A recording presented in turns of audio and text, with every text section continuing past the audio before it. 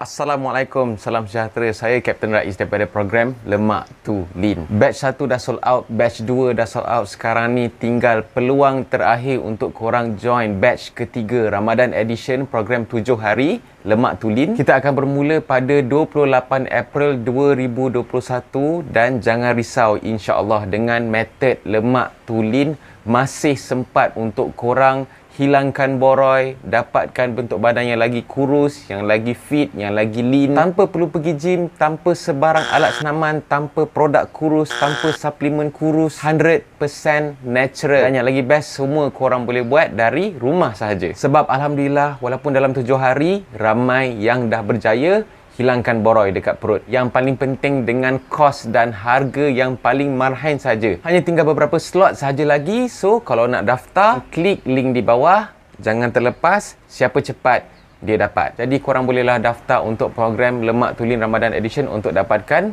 badan raya. Wakanda forever.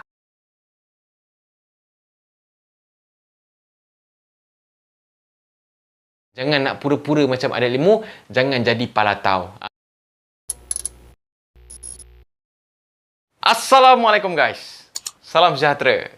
Selamat kembali ke channel YouTube Aris TV ataupun Rais Hamid, satu-satunya channel YouTube yang bersungguh-sungguh nak mencapai 100k subscriber. Sikit lagi guys, dan masih lagi bersama dengan YouTuber kegemaran rakyat Croatia. Yes, Croatia. Rais Hamid. Apa hal korang? Actung. Macam mana dengan korang punya puasa setakat ni? Harap-harap okey? Tak ada yang gila ke? Tak ada yang lapar sampai tahap rasa nak kena sawan ke? Okey? InsyaAllah semoga kita dipermudahkan urusan, okey, dikuatkan iman untuk menempuh Ramadan pada tahun ini. Hari ini aku nak bercakap mengenai hutan. Hutan memang sangat sinonim dengan tentera lah. Aku yang PUDM, yang Air Force ni pun tak terkecuali daripada latihan-latihan hutan, terutamanya masa time aku latihan kadet dulu. Banyak kali jugalah aku masuk, dekat 4-5 kali juga aku masuk hutan. Namun begitu, aku tak adalah pakar sangat dalam bidang hutan. Aku tak adalah mempunyai ilmu perhutanan yang sangat tinggi, yang sampai ada ilmu-ilmu gaib ke, ilmu-ilmu sap macam Ultraman ke apa ke. No, tak ada. Aku tahu yang basic-basic je lah. Tapi disebabkan aku punya latihan ni ada kena-mengena dengan hutan, ada kena masuk hutan dan sebagainya, dan kita tahu hutan ni bukan satu tempat untuk orang main-main lah, ataupun hutan ni dia bukan satu tempat yang boleh kita ambil mudah, boleh kita pandang ringan dalam hal-hal yang tertentu. Sebab kita tahu juga hutan ni lebih kurang macam rumah juga. Dia didiami oleh contohnya macam binatang-binatang, pokok-pokok, dan juga ada makhluk-makhluk lain ciptaan Allah yang kita tak boleh nak nampak dengan mata kasar. Ada orang boleh nampak, ada yang ada ilmu tinggi boleh nampak. Macam aku, ilmu cokia ni dia tak boleh nampak sangat lah. Dan untuk kita yang bukan tinggal dekat dalam hutan secara hakiki ni, bila kita nak masuk dalam hutan, bila kita nak masuk dalam rumah orang, adalah benda-benda yang kadang-kadang kita kena ikut, ada tips-tips yang kita kena jaga kalau tak nak terjadi sesuatu yang tidak diingini. So hari ni aku akan share dekat korang beberapa tips ataupun pantang larang lah. Aku tak suka nak cakap pantang larang lah. Sebenarnya dia tak ada benda pula kalau ikut aku punya pegangan lah. Sebab in the end, hutan ke, jalan tar ke, shopping mall ke, rumah ke, semua ni adalah hak milik Allah jua. So, buat apa kita nak takut lebih-lebih kan? Tapi, masih lagi lah dia kena lebih kurang macam jaga juga kita punya tata susila dan adab. So, hari ni aku akan share dengan korang beberapa tips atau pantang larang yang pernah diajar dan dikongsikan dengan aku, dan pantang larang ni juga berkaitan dengan beberapa peristiwa yang pernah terjadi dekat tentera ataupun skot-skot aku, sini-sini aku, dan pernah terjadi juga dekat skot-skot aku sendirilah yang berkaitan dengan tips dan pantang larang dalam hutan ni. Aku ni suka stopkan korang kan, tengah-tengah nak show tiba aku potong steam. jangan lupa untuk tekan butang subscribe. Okay, please, kita aku tak tahu nak cakap macam mana lah. Kalau berguling pun sampai dah 100k tu. Kan? So please, tolong guys, tekan butang subscribe. Kita sikit lagi nak capai 100k subscriber. So kita target untuk capai sebelum hari raya ni. InsyaAllah ada benda best yang aku boleh bagi dekat korang. Sebelum aku start share dengan korang pantang larang dan ilmu-ilmu hutan, tips-tips yang boleh dipakai semasa korang masuk dalam hutan, better aku buat disclaimer dululah. Benda-benda yang aku bakal cerita dekat korang ni semuanya hanyalah semata-mata diajarkan kepada aku dan squad-squad aku semasa kita orang hendak menjalani latihan hutan, masa kita orang kadet dulu. Okay, aku tak tahu benda ni betul ke tak betul ke, sahih ke tak sahih ke, sama ada benda ni ikut Islam ke tak ke, aku tak sure dan aku tak tahu. Sekarang pun aku dah tak ada hobi untuk nak masuk hutan suka-suka dah. Dan mungkin juga benda-benda yang aku bagi tahu ni mungkin salah, mungkin betul, mungkin ada banyak lagi tips-tips dia. Jadi kalau korang nak kepastian, korang bolehlah rujuk dekat orang-orang yang lagi mahir, yang lagi berilmu tinggi kalau nak cakap pasal hutan belantara ni. Okay? Mula-mula sekali yang ni memang satu benda je diajar dekat kita orang masa nak masuk dalam hutan. Tak ada tips lain dah. Kita kena memohon keselamatan, pertolongan dan perlindungan daripada Allah Subhanahu Wa Taala. So sebelum kita nak masuk tu, biasanya kita kumpul ramai-ramai dalam barisan bersama jurulatih dan pelatih sekali. Kita akan buat doa keselamatan lah yang diketuai oleh pegawai agama sendiri. Pegawai agama pun masuk hutan ikut, okay, sebagai langkah berjaga-jaga. Bila masuk je dekat dalam hutan, dia dah keluar dah macam-macam tips, macam-macam pantang larang, sampai aku pun macam ada ke benda ni kan. Tapi nak tak nak, kita ni tak ada ilmu, so kita ikutlah apa yang kita boleh ikut. Yang paling famous sekali adalah mulut jangan celupa. Dia mulut jangan celupa ni dia ada berkaitan pula dengan PL-PL, contohnya macam belagak, sombong, ingka ataupun beria-ria sangat, bising. Okey, bila mulut kita celupa ni kadang-kadang sebab kita belagak. Contohnya macam kita tahu hutan tu tempat tinggal untuk binatang. Benda yang kita macam kena beware ataupun kita kena berjaga-jaga ni, contohnya macam binatang-binatang yang buas, harimau. Dan kau pula ada kawan yang macam orang Perak panggil mulut jelabeh. Okey, dia masuk hutan, dia main bising, dia main cakap je, oh harimau lah, singa lah, apa benda lah. Kalau sekali benda tu keluar, kau juga yang first sekali berambus dulu daripada hutan. Okey, so pantang larang dia janganlah celupa dekat dalam hutan. Okey, kita kena behave. Seterusnya, okey, benda ni aku pernah cerita dalam video seram aku yang sebelum ni, pernah jadi dekat abang aku masa dia masuk hutan.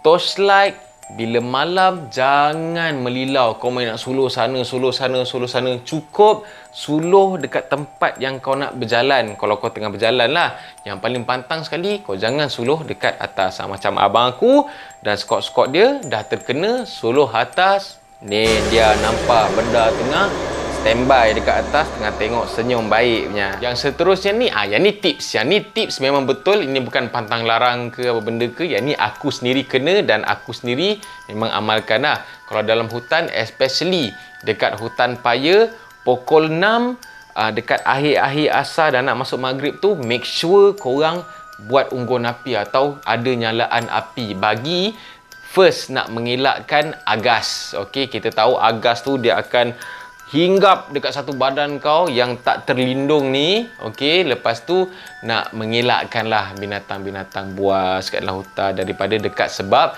bila sampai je waktu malam, binatang buas ni dia aktif. Dia punya masa kerja lah. Dia nak cari makan ke apa benda ke. So, api ni dapat menjauhkan kita daripada binatang-binatang ni. Yang seterusnya ni, yang ni memang orang kata memang favourite lah. Kalau dengan askar, kalau masuk hutan, make sure korang punya stokin sentiasa kering. kena kering, kena bawa stokin yang banyak dalam hutan. Contohnya macam aku sendiri, bila aku masuk hutan, at least 4-5 pasang stokin aku akan bawa masuk dalam hutan. Tujuan dia adalah kita nak jaga kaki. Kita tak nak kaki kita nanti pecah-pecah. Aku sendiri pernah mengalami kaki pecah ni, ataupun orang panggil kulat air ni, sampai seminggu babe. Lepas keluar hutan, aku tak boleh berjalan. Dia sebab bila stoking kita basah, dia senang nak melecet dan sebagainya tau. Sebab dalam hutan, kita bukannya duduk dekat atas tanah je. Kadang-kadang dengan spikeboot tu, dengan kita punya kasut tu, kita masuk dalam air lah. Lepas tu masuk sekali pasir-pasir. Masuk pasir-pasir tu yang buat kita punya kulit kaki tu jadi terluka dan sebagainya tu. Dan ada juga tips yang kita orang belajar. Seminggu sebelum nak masuk hutan, sapulah tapak kaki kau dengan minyak bawang, supaya bagi dia punya kulit dia keras sikit lah. Contohnya macam bila terkena air ke, bila kena batu ke, dia tak mudah nak luka. Dia tak mudah nak kena kulat air tu lah. Make sure stokin kering dan selalu ditukar. Seterusnya, kalau nak pergi mana-mana dekat dalam hutan, tolong jangan pergi sorang-sorang. Kau pergilah, at least ada berteman seorang pun jadilah. Sebab pernah jadi dekat KTU masa ada latihan hutan. Time tu bukan akulah, junior-junior aku kot. Dia masuk kat dalam hutan. Bila dah sampai waktu yang semua orang berehat, semua orang tengah stand tu apa semua kan, tiba-tiba ada seorang ni nak pergi kencing, tapi dia tak bagi tahu kawan dia. Dia pergi hilang masuk dalam hutan. Lepas tu dia pergi melepas. Kita pun tak tahu mana dia pergi, tak tahu apa dia buat. Tiba-tiba kawan dia detect dia hilang. Tiba-tiba kira strength semua tak cukup. Dekat 4 jam 5 jam juga cari, memang tak jumpa. Last dia keluar daripada hutan, relax. Dia ingat dia hilang lebih kurang setengah jam, tapi sebenarnya dah 5 jam dia hilang. So kalau nak pergi mana-mana, make sure bagi tahu kawan-kawan. Dan yang paling bagus sekali, make sure berteman. Dan bagi tahu jugalah dekat kau punya jurulatih, apalah korang ni. Kalau kita masuk hutan secara berkumpulan, make sure setiap masa tolong kira bilangan anggota sentiasa cukup. Tak kisahlah kau askar ke, kau buat rombongan ke, kau ada jungle trekking beramai-ramai ke, panjat gunung hiking dengan kawan-kawan sekolah ke. Kalau korang masuk 5 orang, 6 orang, 7 orang, dari bawah lagi sebilang masa korang lantiklah seorang ketua ataupun in charge yang akan kira strength ni ataupun kekuatan anggota korang ni cukup setiap masa. Sebab kadang-kadang bila kita dah seronok sangat, bila kita dah penat, kita tak sedar kawan-kawan yang kita naik kadang-kadang kita tak sedar dorang tak ada dengan kita. Sebab kadang-kadang ada benda juga yang mengaburi mata kita, ataupun sebenarnya dia dah hilang tapi ada benda yang menjelma jadi kawan kita tu. So make sure setiap masa kiralah kawan-kawan korang, make sure cukup. Seterusnya ni pantang ni memang logik jugalah. Okey, kalau dekat dalam hutan, kalau kau nak panggil orang, kau jangan jerit. Kau tak boleh jerit. Contohnya macam kau nak panggil kawan kau Ahmad. Okey, dalam hutan ni, tiba-tiba Ahmad! Tak boleh. Tak boleh. Sebab especially dalam hutan dan waktu malam lah. Kalau kita panggil, takut ada benda lain yang menyaut. Yang ni pernah jadi dekat senior aku lah. Okey, dia panggil, adalah biasalah kawan-kawan panggil, okey, dekat dorang punya camp tu, dekat dorang punya pertahanan pengkalan tu. Tiba dia cari kawan dia. Dia malas nak bangun, malas nak cari.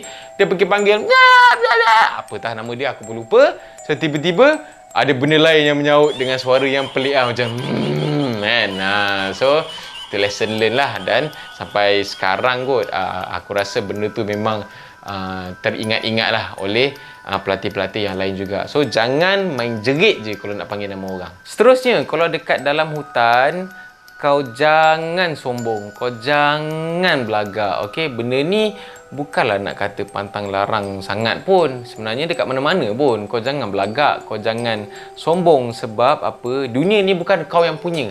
Walaupun kau ada ilmu hutan yang sangat luar biasa, peringkat ke-18 pun, okey, yang lagi berkuasa daripada kau Allah. Okey, kadang-kadang Allah nak tunjuk sebab kau belagak kan. Dia bagi kau cash kifarah tu, dia bagi straight away dekat engkau. Contohnya, aku hebat latihan hutan. Setakat lah hutan ni, aku tangkap ikan. Tiba-tiba kau yang paling bodoh sekali tangkap ikan. Ataupun kau jangan sembang macam, ini kalau ada harimau ni, aku boleh berdancing dengan harimau. Tiba-tiba pap, keluar harimau, hilang kepala kau. So jangan berlagak sebab kita tak tahu bila kita akan diuji, okey? Jangan. Ini memang dekat mana-mana pun, especially kalau dekat dalam hutan lah, which is yang bukan kita punya tempat. So bila dah habis je dia punya sesi dekat dalam hutan, tibalah masa dia kita nak meninggalkan hutan pula. Dan ada juga tips-tips dan pantang larang dia. Make sure kalau korang nak bertukar tempat lah, okay, sebelum balik lah, maybe nak pergi tempat sini ke, nak pergi tempat sini ke, kau nak tinggalkan kawasan kau tu, make sure kau tak meninggalkan apa-apa jejak ataupun kesan, especially benda-benda yang kotor. Sebab kadang-kadang kita pergi hiking ke apa benda ke, kita ada perempuan, kadang-kadang diorang punya tuala-tuala tu semua kan, make sure bungkus dalam plastik elok-elok bawa, jangan buang merata-rata, okey? Dan juga sampah, make sure sampah kau jangan buang merata-rata. Weh, ini bukan pantang larang dah, ini memang kau nak mencemarkan alam. Okey, bila hujan ke benda tu tiba masuk dalam sungai apa semua, ini tolong. Sampah, kebersihan dalam hutan wajib dijaga. Ini alam sekitar, common sense. Okey, tolong jaga. Dan yang ni memang pernah terjadi dekat kawan abang aku, seperti yang diceritakan oleh abang aku yang juga seorang pegawai tentera darat. Dia cerita benda ni memang jadi dekat dia lah. Okey, pantang larang itu adalah bila kau dekat dalam hutan ataupun kau nak balik, kau jangan kutip benda yang belongs to the jungle. Kau jangan petik, kau jangan kutip. Contohnya kau nampak ada satu bunga yang pelik dekat dalam hutan, tiba-tiba macam cantiknya, pap, kau petik, lepas tu kau simpan ataupun kau bawa balik. Serius, jangan mandai-mandai. Okey, macam aku cakap tadi, hutan tu bukan kita punya. So jangan mandai-mandai, jangan nak tunjuk hebat, jangan nak teruja sangat sampai kau nak kutip benda lah, kau nak petik benda lah. Biar nampak benda pelik. Contohnya macam aku sendirilah, masa aku panjat gunung Ledang, aku nampak satu daun kering yang sangat unik bentuk dia, dan aku tertarik macam, cantiknya, aku nak ambil je. Abang aku cakap, no, jangan ambil, tengok, impress, teruja, cukup. Jangan ambil, jangan bawa balik. Memang sangat bahaya, okey? Sebab itu macam aku cakap tadi, rumah orang, kau jangan nak mandai-mandai nak ambil benda, nak bawa balik dan sebagainya. Sebab pernah ada seorang tu, okey, kawan abang aku ni, dia ambil benda ni, dia nampak pokok kot. Kalau tak silap aku, pokok lah. Dia nampak pokok periuk kera, kalau tak silap aku. Dia ambil, okey, niat dia nak bawa balik rumah, tiba-tiba dia tak jumpa jalan keluar. Sampai nak kena panggil ustaz, nak panggil jurulatih yang ada ilmu-ilmu yang power-power ni lah. Lalas, alhamdulillah, nasib baik dia boleh keluar juga dengan izin Allah.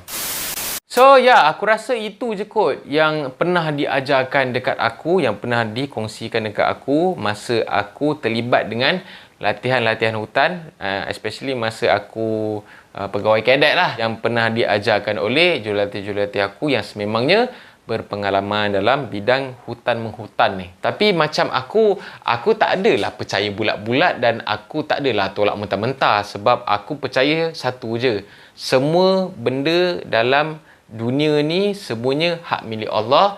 Sesuatu yang terjadi tu semua atas kehendak dan izin Allah. Kun fayakun. Lantaklah kalau ilmu kau tinggi mana pun, tapi kalau ilmu tu salah, ilmu tu bertentangan, tiba-tiba kau nak amalkan, kalau Allah kata dia tak jadi juga. Tapi kalau tiba-tiba Allah kata nak jadi juga. So benda tu setakat menjadi aku dan kawan-kawan aku punya guidance sahaja. Tapi masih lagi lah, kalau jadi apa-apa masa kita orang masuk hutan dengan jurulatih, sekiranya terjadi sesuatu yang tidak diingini ataupun benda-benda yang buat kita orang macam ragu-ragu ke, tak sure ke, kita orang terus akan rujuk dekat jurulatih. Itu yang cara yang paling selamat lah. Sebab bila kita tak ada ilmu, kita kena mengaku yang kita ni tak ada ilmu. Jangan nak pura-pura macam ada ilmu, jangan jadi palatau.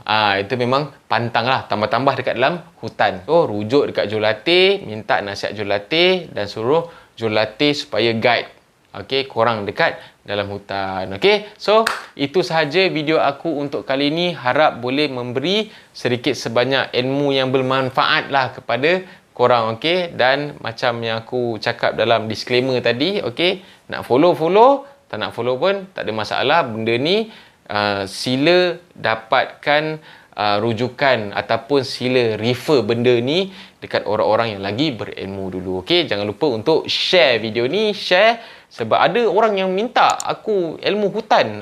Aku tak selalu masuk hutan, tapi adalah benda yang pernah diajar dekat aku. So tadi itulah semua yang pernah diajar dekat aku. Dan sekiranya korang ada sebarang yang nak korang bagi tahu, maybe ada tips-tips hutan yang lain yang lagi hebat, yang lagi power, yang aku tak bagi tahu, sila share dekat ruangan komen. Okay? Jangan lupa untuk tekan butang like. Jangan lupa untuk, please guys, tekan butang subscribe. Sikit lagi guys. Ini kalau aku dengan 100k tu kentut dah dengar dah. Sikit lagi guys, insya-Allah. Okey, semoga kita capai 100k subscriber sebelum hari raya ni lah. Aku targetlah insya-Allah. Okey, dan jangan lupa untuk tekan butang loceng untuk mendapatkan notification video-video aku yang lepas ni. InsyaAllah ada banyak lagi perkongsian yang aku nak share dekat korang dalam channel YouTube Rais Hamid ataupun Arish TV. Stay safe guys, jaga iman, jaga nafsu. Okey, semoga dipermudahkan urusan kita berpuasa dan semoga kita dapat berhari raya bersama keluarga insya-Allah. Assalamualaikum. Stay safe. Bye bye. Peace out.